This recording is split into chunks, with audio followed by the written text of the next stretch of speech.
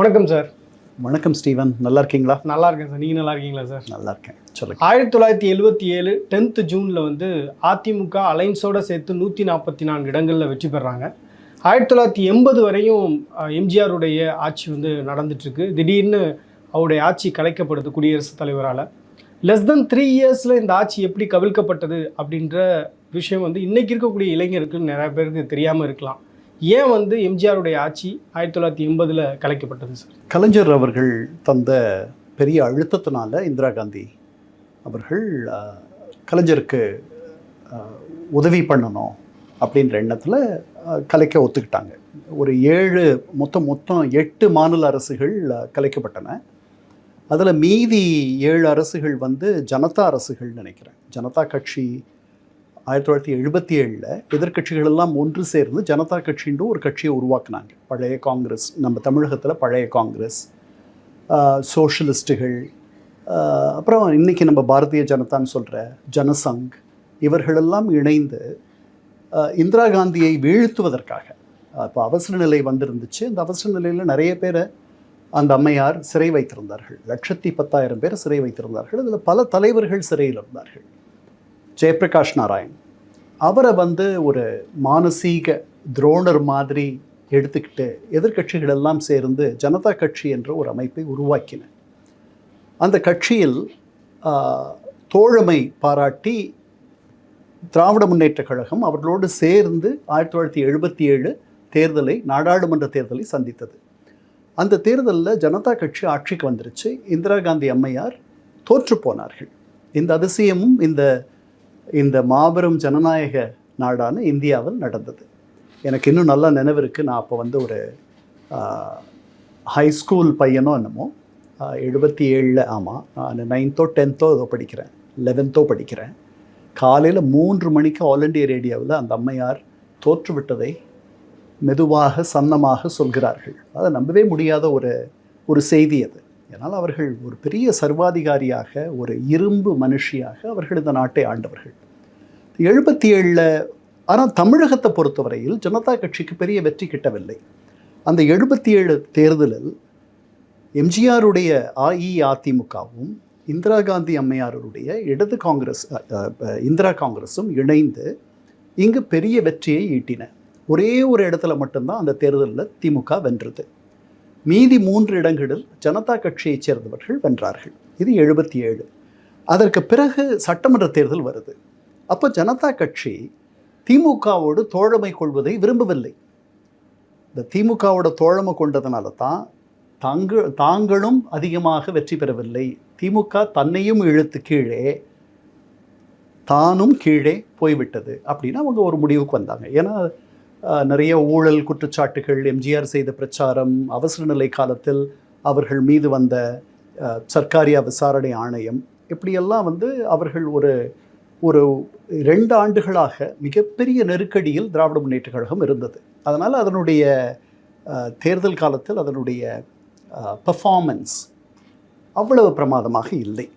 அப்போது சட்டமன்ற தேர்தலில் 4 முனை போட்டி வருகிறது. ஜனதா கட்சியும் திமுகவும் தனித்தனியாக போட்டியிடுகின்றன. அந்த தேர்தலில் தான் திமுக தொடங்கி இதுவரை மிக அதிகமான இடங்களில் சட்டமன்ற தேர்தலில் நின்ற தேர்தல் அது. 230 இடங்களில் திமுக நின்றது தன்னந்தனியாக. மீதி 4 இடங்களில் தமிழ்நாடு கம்யூனிஸ்ட் கட்சி என்ற பெயரில் கேடிகே தங்கமணி என்ற மிகப்பெரிய கம்யூனிஸ்ட் தலைவர், அவர் வலதுசாரிகளிடமிருந்து பிரிந்து வந்து தனியாக நடத்தி கொண்டிருந்தார்.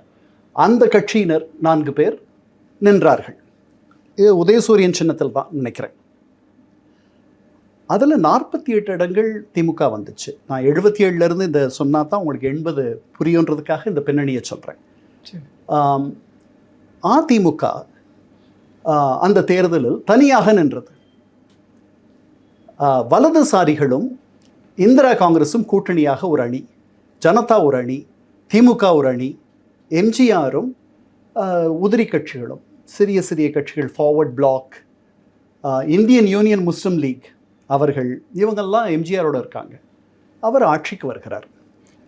அவர் ஆட்சி ஒரு 2.5 வருஷம் அந்த ஆட்சி நீடிக்குது.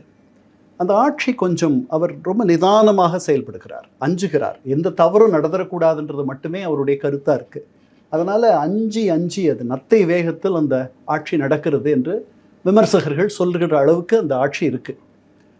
அது நடந்துட்டு இருக்கும் பொழுது எம்ஜிஆரை வீழ்த்த முடியவில்லை, அவர் ஒரு மாபெரும் சக்தியாக இருக்கிறார், அவருக்கு ஒரு பெரிய வெகுஜன ஆதரவு என்பது இருக்கிறது என்பதை கலைஞர் கருணாநிதி அவர்கள் அடையாளம் காண்கிறார்கள்.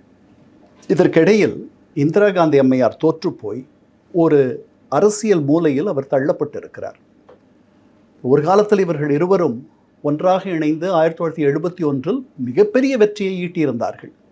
இடையில் அவர்களுக்குள்ள ஒரு பெரிய பிணக்கு வந்து அவசர நிலையின் போது அது இன்னும் மோசமாக்கி கலைஞருடைய மகனும் இன்றைய முதல்வர் அவருடைய கலைஞருடைய தமக்கையினுடைய மகனான முரசொலி மாறன் என்று இருக்கக்கூடிய தயாநிதி மாறனுடைய தந்தை அவரும் சிறையில் ஓராண்டு வரைக்கும் இருந்தது. மற்ற திராவிட முன்னேற்ற கழகத்தினர் ஒரு 400க்கும் மேற்பட்டவர்கள் அங்கு இருந்ததெல்லாம் நடந்துச்சு. இப்போ எம்ஜிஆரை வீழ்த்துவதற்கு என்ன வழி என்று கலைஞர் கருணாநிதி யோசிக்கிறார். 4 முனை போட்டியில் அதிமுக தான் மிகப்பெரிய கட்சி, அதனால் அதை வீழ்த்த முடியாது. இப்போ கூட்டணி பலம் இருந்தால்தான் வீழ்த்த முடியும் என்பதை அவர் புரிந்து கொள்ளுகிறார். அந்த பக்கம் இந்திரா காந்தி அம்மையார் மீண்டும் தன்னை எப்படி மீண்டும் இந்த அரசியல் வாழ்க்கைக்கு தன்னை எப்படி கொண்டு வருவது என்று அவர் யோசிக்கிறார். அப்போ தமிழகத்தில் மட்டும் இந்த மாதிரி ஒரு வாய்ப்பு இருப்பதை அவர் புரிந்து கொள்கிறார். தமிழகத்தில் மட்டும் இப்படி ஒரு வாய்ப்பு இருக்கிறது. அப்போது பொதுச் செயலாளராக சிஎம் ஸ்டீவன் என்று ஒரு மலையாளி இருந்தார்.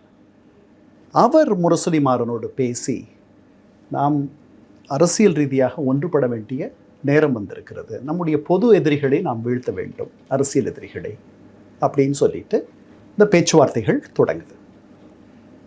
நான் அதற்கு பிறகு நடந்தது விலாவரியாக சொல்ல விரும்பலை. அவர்களுக்குள் ஒரு கூட்டணி வருது.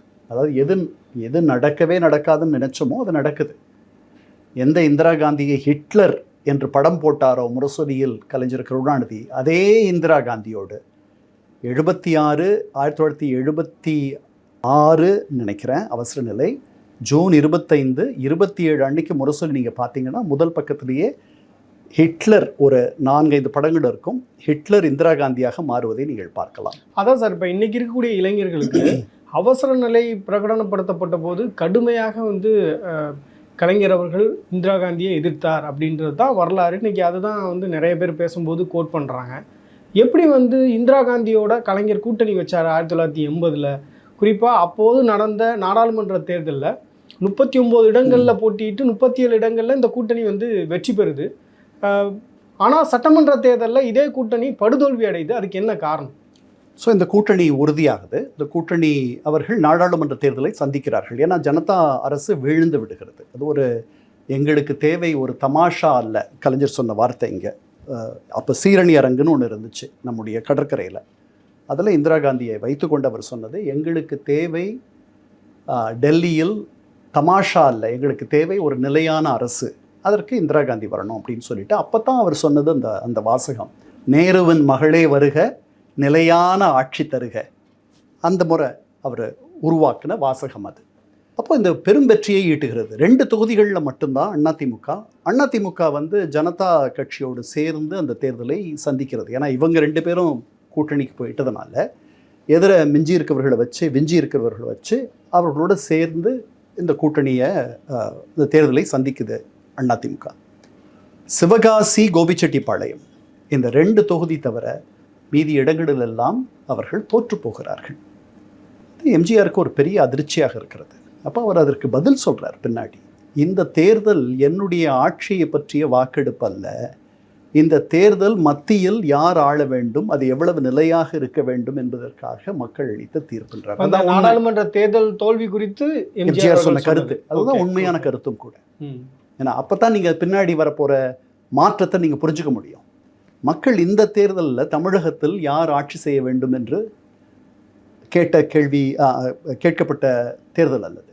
இந்த தேர்தலில் இருந்த ஒரே மக்கள் முன்னாடி இருந்த ஒரே சிக்கல், ஒரே பிரச்சனை, ஒரே கேள்வி, நிலையான ஆட்சி தருவது இந்திரா காந்தியால் முடியுமா, இல்லை இவ்வளவு நாள் கோமாடித்தனமாக இவர்கள் ஆட்சி செய்து கீழே விழுந்து விட்டார்கள் இந்த எதிர்க்கட்சிகள், அவர்களால் முடியுமா? அஃப்கோர்ஸ் எல்லாரும் இந்திரா காந்தி ரொம்ப நாள் பிரதமராக இருந்தவர், அவர் நல்ல அரசு தந்தாரான்னு தெரியாது, நிலையான ஆட்சி தந்தார்.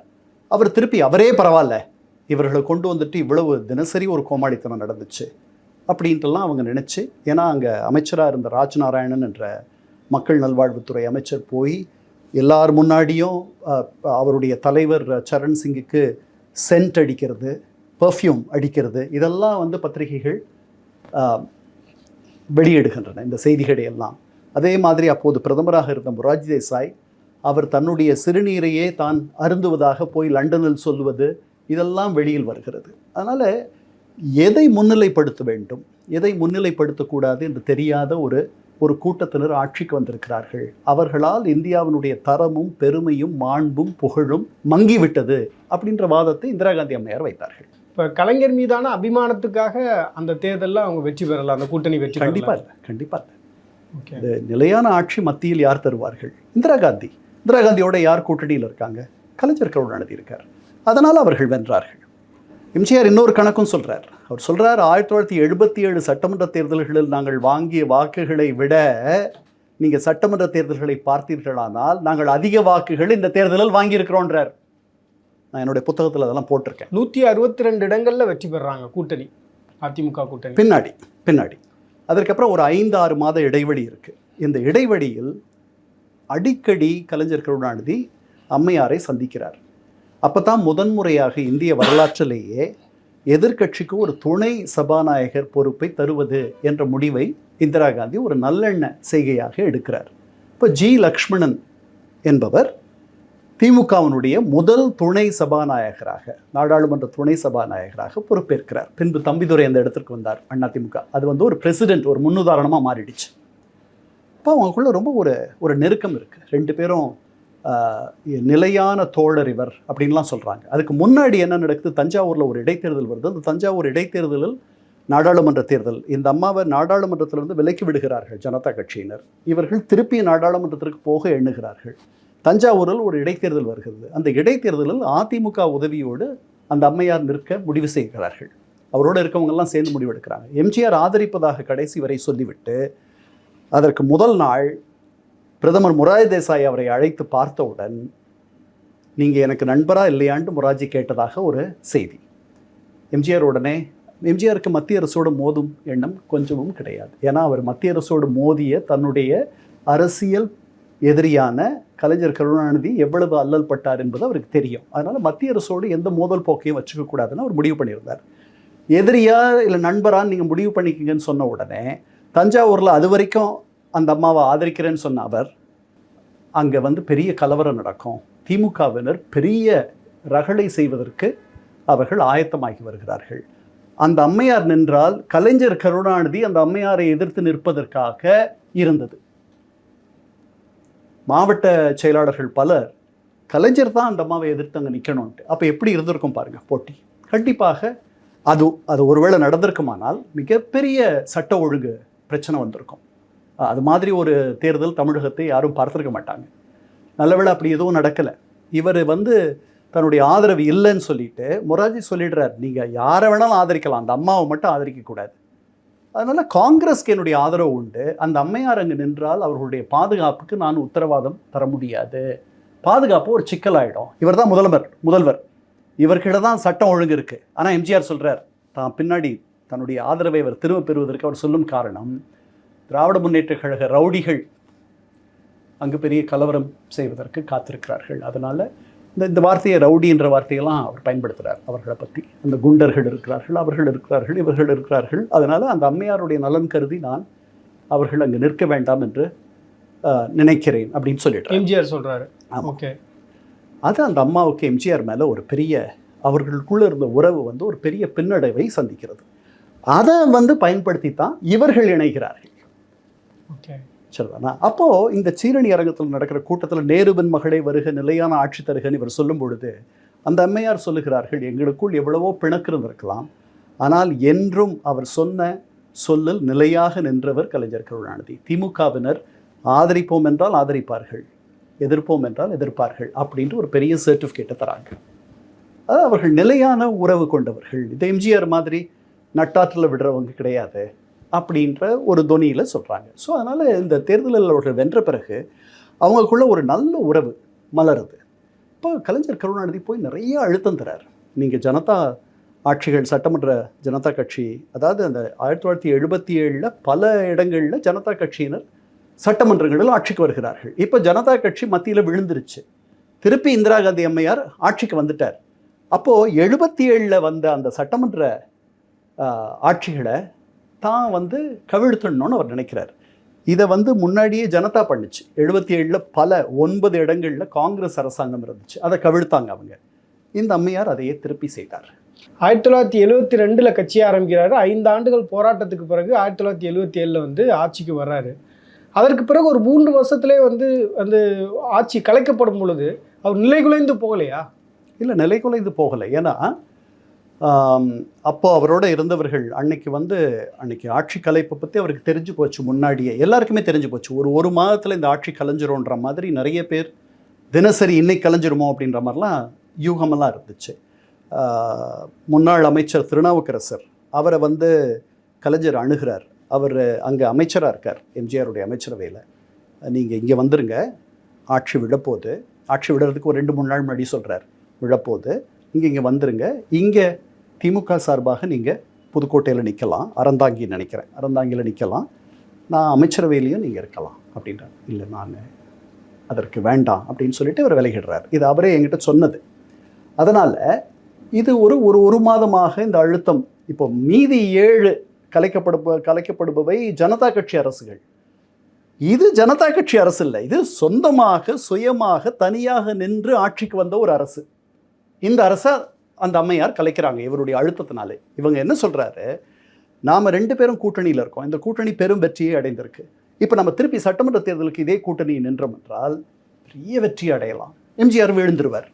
நாம் கூட்டணி அரசை அமைக்கலாம், தமிழக வரலாற்றிலேயே முதன்முறையாக கூட்டணி அரசை அமைப்போம் என்று 2 கட்சிகளும் ஒப்புக்கொண்டு பகுதியாக பாதியாக இடங்களை 112 இடங்களை இருவரும் பகிர்ந்து கொண்டு போட்டியிட்ட முதலும் கடைசியுமான தேர்தல் அது. அந்த தேர்தலில் அந்த கூட்டணி வேலை செய்யவில்லை.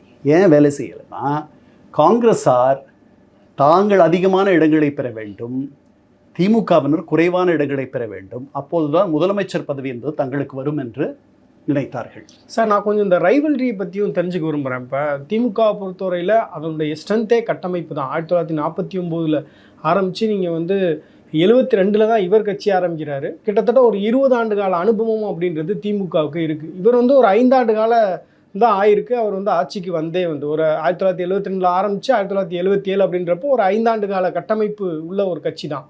திடீர்னு ஒரு 3 வருஷத்தில் ஆட்சிக்கு வந்த உடனே ஆட்சி கவிழ்க்கப்படும் பொழுது அடுத்து என்ன செய்கிறது அப்படின்ற ஒரு திணறல் அப்படின்றது நிச்சயமாக இருந்திருக்கும். ஏன்னா இவர் பேசிக்காக ஒரு ஆக்டர் அப்படின்றதுனால இவர் முழு நேரம் அரசியல் பண்ணியிருப்பாரா அப்படின்றது ஒரு கேள்வி. அவர் படங்கள்லையும் நடிச்சிட்டு இருந்தார். அப்போ அந்த சுச்சுவேஷனை எப்படி ஹேண்டில் பண்ணார்? யாரெல்லாம் இவருக்கு பக்கபலமாக இருந்தாங்க? இல்லை, 77 இவர் ஆட்சிக்கு வந்த பிறகு அதுக்கப்புறம் படங்களில் நடிக்கிறத நிறுத்திட்டார். 77 அவருடைய பதவியேற்பு விழா ஒரு 10-15 நாள் தாமதமாக நடந்தது. ஏன்னா கடைசியாக அவர் சில படப்பிடிப்பு காட்சிகள் மீனவ நண்பனுக்கு இருந்துச்சு, அதெல்லாம் அவர் பண்ணித்தர வேண்டியிருந்துச்சு. அதனால் 2 வாரம் அவர் வெற்றி பெற்றதாக அறிவிக்கப்பட்டு அனைத்து தேர்தல் முடிவுகளும் 15 நாட்களுக்கு பிறகுதான் எம்ஜிஆர் முதலமைச்சராக தன்னுடைய அமைச்சரவையோடு பொறுப்பேற்று கொண்டார். அதுக்கப்புறம் அவர் நடிக்கலை. அதனால் 3 ஆண்டுகள் அவர் இந்த 2.5 ஆண்டுகளோ 3 ஆண்டுகளோ அவர் நிதமும் அவர் முழு நேர அரசியல்வாதியாக இருந்தார். அது அவருக்கு பிடிச்சதான்னு கேட்டால் எனக்கு அவர் ஒரு தயங்கிய அரசியல்வாதியாக தான், ரிலக்டன்ட் பாலிட்டிஷியன் அப்படின்னு தான் நான் நினைக்கிறேன். இப்போ 1977 அவர் முதலமைச்சர் பொறுப்பேற்றதுக்கு பிறகு படங்களில் ஒரு படத்தில் நடிக்கலை. ஓகே, நடிக்கலை. அது நடிப்பதற்கு எந்த தடையும் இல்லை, ஆனால் அவர் நடிக்கவில்லை. அது கொஞ்சம் ஆக்வர்டாக இருந்திருக்கும். ஸோ அதனால தான் இப்போ விஜயும் நான் நடிக்க போகிறது இல்லைன்னு சொல்கிறாரோ? இல்லை, அப்படி இல்லை. அவர் நடித்தா ஒன்றும் யாருக்கும் எதுவும் இல்லை. ஒரு இந்த தமிழகத்தினுடைய முதல்வராக இருப்பது என்பது ஒரு முழு நேர வேலை. இவ்வளவு பெரிய ஒரு 8 கோடி மக்களை அவர்களுக்கு ஒரு நல்லாட்சி தருவது என்பது, நீங்கள் பேரறிஞர் அண்ணாலாம் 4 மணி நேரம் தான் தூங்கினார். அப்போ நீங்கள் நடிக்கவும் செய்வீங்க, தமிழகத்தை ஆளவும் செய்வீங்க அப்படின்னா what do you think of these people? அதனால் இது ஒரு முழு நேர வேலை. இதற்கு விடுபவர்கள் இதற்காக மட்டுமே அவர்களை முழுதாக அர்ப்பணித்து விட வேண்டும். பார்ட் டைம் பொலிட்டீஷியன்ஸாக இருக்க முடியாது. அப்படி இருக்கிறதுக்கு வாய்ப்பு இல்லை. ஓகே, அப்படி இருக்கிறதுக்கு வாய்ப்பு இல்லை. அது நியாயமும் இல்லைன்னு நான் நினைக்கிறேன். தமிழகத்தில் வந்து தமிழகமாகட்டும் இந்தியாவாகட்டும் ஏகப்பட்ட மக்கள் பிரச்சனைகள் இருக்குது. எப்படி உங்களால் வந்துட்டு அதுக்கு எதுக்கு நீங்கள் இங்கே வரீங்க? முழு நேர அரசியல்வாதியாக இருக்கிறதுக்கு எவ்வளோ பேர் இருக்காங்களே. முழு நேர பொது சேவைக்கும் பொது வாழ்க்கைக்கும் வருவதற்கு இந்த தமிழகத்திலும் இந்தியாவிலும் பல பேர் இருக்கிறார்கள். நீங்கள் வந்து அவர்களுக்கும் அவர்களுடைய வாழ்க்கையிலும் அவர்களுடைய வயிற்றிலும் நீங்கள் அடிக்கிறீர்கள். அதனால் அதல்ல, இது வந்து நீங்கள் தொண்டுன்ட்டு வந்துட்டிங்கன்னா இது மக்கள் சேவை என்பது ஒரு தொண்டு. இதற்கு வந்துட்டு நான் பார்ட் டைம், எனக்கு தெரிஞ்சு MN ராய்ன்ட்டு மேற்கு வங்க முதல்வர் இருந்தார். அவர் டாக்டர் தொழிலும் செய்தார். அதை வந்து ஆமாம், முதல்வராக இருந்தார், டாக்டர் தொழிலும் பண்ணார். அதை வந்து ஓரளவுக்கு நம்மளால் கொஞ்சம் புரிஞ்சுக்க முடியுது. ஏன்னா அங்கே வரவர்கள் இப்போ மக்கள் சர்வீஸ், ஆமாம், அவங்க வந்து அவரோட குறைகள் எல்லாம் சொல்லுவாங்க, ரெண்டையும் சந்திக்கலாம். நீங்கள் ஒரு திரைப்பட ஒரு படப்பிடிப்பு தளத்தில் நீங்கள் நடிக்கிறீங்கன்னா எத்தனை மக்களை நீங்கள் சந்திப்பீங்க? அதனால் யாருக்கு என்ன பெரிய நன்மை? இதெல்லாம் வந்து ஒரு பெரிய கேள்விக்குறி. அதனால் எம்ஜிஆர் நடிக்கவில்லை. அவர் வந்துடுறார் முழு நேர அரசியல்வாதியாக. அவர் கொஞ்சமும் கலங்கலை. அவருக்கு மக்கள் தன் பக்கம் இருக்கிறார்கள் என்ற எண்ணம் அவருக்கு இருந்துச்சு. ஒரு பெரிய நிம்மதி கிடைச்சது அவருக்கு. ஒரு மாதமாக இப்போ போயிடுமோ, இழுபறியாக இருந்துச்சு, அப்போ போயிடுமோன்ட்டு இருந்தது நிம்மதியாக. அன்னைக்கு மாலையில் அப்போல்லாம் வந்து டெலிவிஷனில் படம் போட்டால் தான் பார்க்க முடியும். தொலைக்காட்சியில் சிவகவி போடுறாங்க. MKT பாகவதர், முதல் எம்ஜிஆர் அவர் தான், முதல் சூப்பர் ஸ்டார்.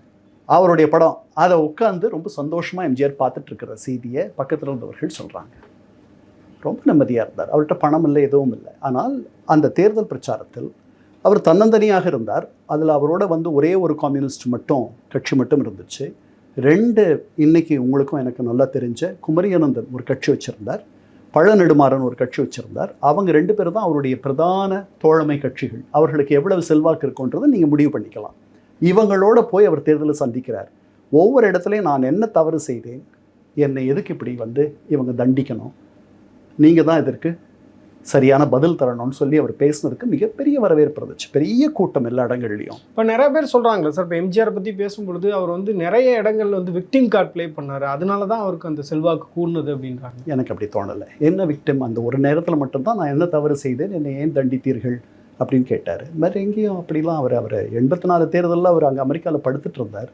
77 தேர்தலில் அவர் என்ன விக்டிம்? எனக்கு நான் நல்லாட்சி தருவேன், ஊழல் பண்ணுறவங்கள நீங்கள் கொண்டு வராதீங்கன்னு சொல்லி கேட்டார். எப்போ அப்படி கேட்கலையே. 3 முறை அவர் ஆட்சிக்கு வந்தார்.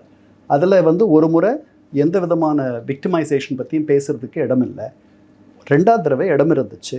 சொன்னார், நான் என்ன தவறு செய்தேன், என்னை ஏன் தண்டித்தீர்கள்? இதுதான் அவருக்கு வச்சது கேள்வி. மக்கள் வந்து அவருக்கு ஆதரவாக பதில் சொன்னார். தனியாக நின்றே 38% வாக்குகளை வாங்கினார். இவங்க 2 பேரும் கூட்டணியில் நின்று தோற்று போனார்கள். ஏன் தோற்று போனார்கள்னா, ஒருத்தர் காலவாரி விடுற வேலையை பண்ணாங்க. அந்த கூட்டணி சரியாக வேலை செய்யவில்லை. அப்புறம் கடைசி நிமிஷம் வரைக்கும் யார் முதல்வர் என்பதை அறிவிக்காமல் வைத்திருந்தார்கள். அது வந்து ஒரு பெரிய சிக்கலாக திமுகவினருக்கு இருந்தது, கலைஞர் கருணாநிதிக்கு இருந்தது. அப்புறம் கடைசி நேரத்தில் தான் இவர் முதல்வர்னு அறிவித்தாங்க. இவர் முதல்வர்னு அறிவித்த அடுத்த நிமிஷத்துலேருந்து காங்கிரஸை சேர்ந்தவர்களுக்கு வேலை செய்யக்கூடிய உற்சாகமும் ஊக்கமும் போய்விட்டுச்சு. என்ன காரணம்? இவரை போய் முதல்வர் ஆகிறதுக்கு நான் எதுக்கு வேலை செய்யணும்? ஏன் கட்சியில் இருக்கவங்க முதல்வர் ஆகிறதுனா வேலை செய்யலாம், இல்லை கடைசியில் பின்னாடி பார்த்துக்கலாம்னா வேலை செய்யலாம். இவரை முதல்வராக நிறுத்தி நாங்கள் போய் பம்பரமாக வேலை செய்யணும்னா அப்படி தேவையில்லை. கூட்டணி நாடாளுமன்ற தேர்தலில் நாங்கள் வேலை செய்ததுக்கு காரணம் எங்களுக்கு அது பெரிய விஷயம். அந்த 1967 அவங்க பட்ட காயத்துக்கு வந்து திருப்பி ஏதாவது ஒரு ரிஃப்டிங் பதில் கொடுக்கணும் அப்படின்னு எதிர்பார்த்து காத்திருந்தாங்க அப்படின்னு சொல்லலாமா? அப்படி சொல்ல முடியாது. சாதாரண மனித இயல்பு. நம்ம 2 பேரும் ஒரு கூட்டாக ஒரு தொழில் தொடங்குகிறோம். அதில் நான் உங்களை விட கூட நல்லா வெற்றி பெறணும்னு நினைக்கிறேன், அவ்வளவுதான், வேறு ஒன்றும் இல்லை. ஸோ அதில் வந்து ஒரு இடம் தான் நம்ம 2 பேரும் வெற்றி பெறுகிறோம். அதில் ஒருத்தருக்கு தான் முதல் இடம், 2வது இடம் நான் முதல்ல வரணும்னு ஆசைப்படுறதுல ஒன்றும் தப்பு இல்லையே. அது மாதிரி மனித இயல்பு. அதனால் அவர்கள் இப்படி சொல்லாமா சார்? 1980 வந்து கலைஞர் கருணாநிதி அவர்கள் முதலமைச்சராக வர முடியாமல் போனதுக்கு காங்கிரஸும் ஒரு முக்கியமான காரணம். ஏன்னா காங்கிரஸ் வந்து சரியாக வேலை செய்யலை அப்படின்னு சொல்லலாமா? மிக முக்கியமான காரணம் என்று சொல்லலாம். அந்த கூட்டணி பலமாக இல்லை. கூட்டணி களத்தில் கூட்டணி ஒன்று சேரவில்லை, அது இறுகவில்லை. நாடாளுமன்ற தேர்தலில் அவர்கள் ஒன்றாக இசைந்து வேலை செய்தது போல் பின்னாடி வந்த சட்டமன்ற தேர்தலில் அவர்கள் வேலை செய்யவில்லை. 1977 1980 வரை என்ன நடந்தது, ஏன் வந்து 1980 வந்து எம்ஜிஆருடைய ஆட்சி வந்து கலைக்கப்பட்டது அப்படின்னு ரொம்ப விரிவாக நம்ம பேசியிருக்கோம் சார். தேங்க்யூ.